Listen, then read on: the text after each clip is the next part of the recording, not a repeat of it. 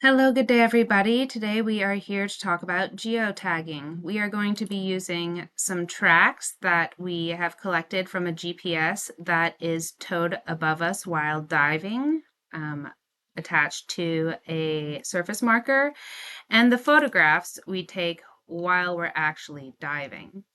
So using the track that is above us and the waypoints that track is collecting, we will then be able to pull specific waypoints for when we take these photographs, assuming that your GPS and your camera are synced accordingly.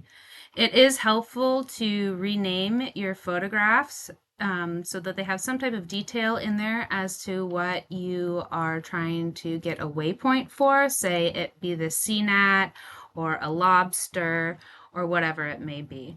So once you have your tracks and your photographs appropriately stored and labeled up on your camera or on your computer, you can open up BaseCamp and import those things. We are going to start by clicking My Collection here, then going up to File and Import into My Collection.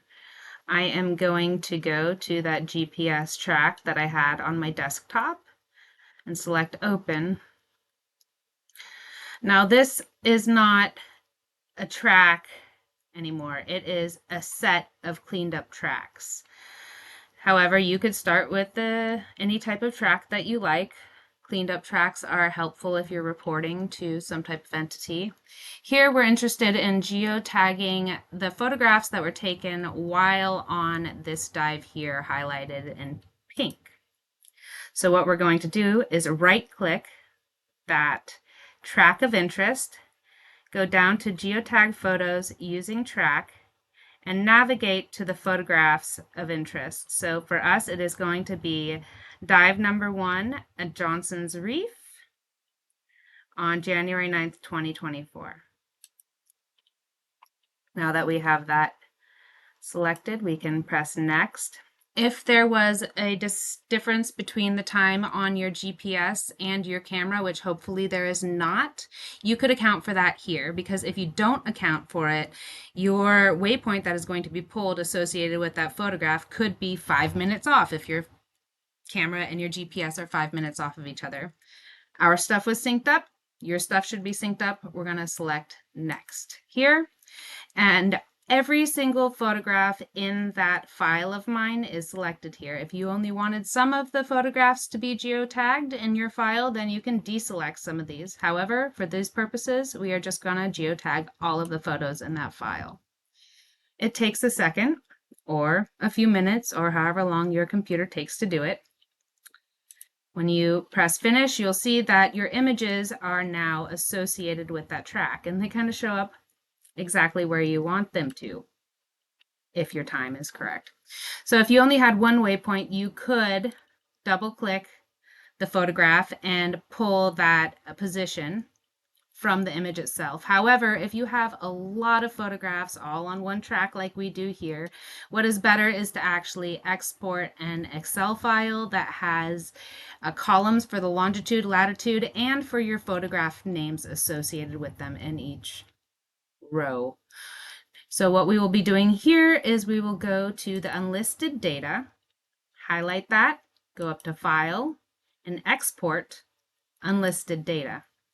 Now, I do not want it to be in with my track, nor do I want it to be in with my photograph. So I'm going to put it right out here in the same file, and I'm going to name it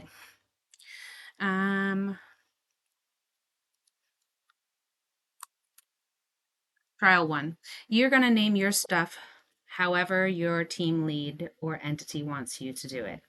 Now select Save, and we can close BaseCamp here.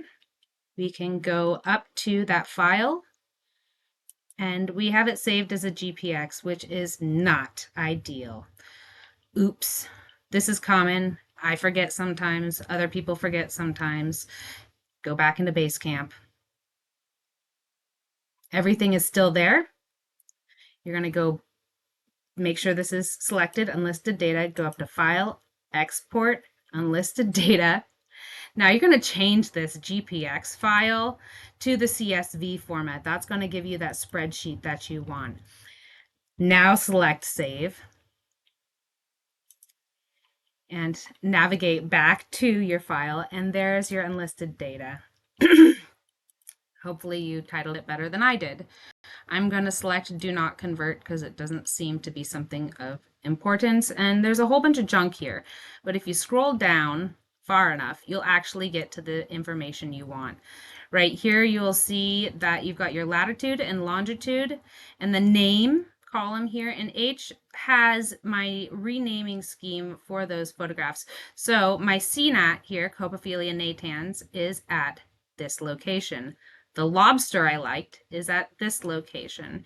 You can either save this whole spreadsheet or you can clean it up and use whatever parts of it you may be interested in.